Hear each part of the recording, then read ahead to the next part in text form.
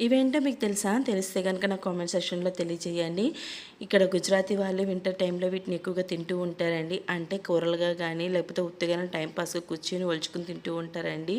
వీళ్ళు తిండి విషయంలో కాంప్రమైజ్ అవ్వరండి. ఎక్కువగా ప్రోటీన్‌కు అలాగే ఫైబర్ కంటెంట్ ఎక్కువ ఉన్న ఫుడ్‌నే ఎక్కువగా ప్రిఫర్ చేస్తూ ఉంటారు. ఇక్కడ వాళ్ళు సంవత్సరం అంతా ఇక్కడ స్వీట్ కార్న్ దొరుకుతూనే ఉంటుందండి. ఇది మాకు దగ్గరగా ఉన్న మార్కెట్ అనమాట.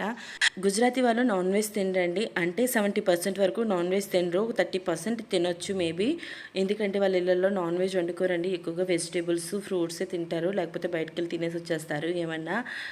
వీటిని పాప్రి అంటారండి. ఇక్కడ గుజరాతీ వాళ్ళు వింటర్ టైంలో ఎక్కువగా తింటూ ఉంటారు. వింటర్ టైంలో ఎక్కువ వస్తాయండి. అలాగే స్టార్ ఫ్రూట్స్, ఉసిరికాయలు, చింతపండుతో చేసిన లాలీపాప్స్ ఇవన్నీ కూడా ఇక్కడ అమ్ముతున్నారండి బండి మీద. ఈ రాళ్ళు దేనికో మీకు తెలిస్తే కామెంట్ సెక్షన్‌లో తెలియజేయండి.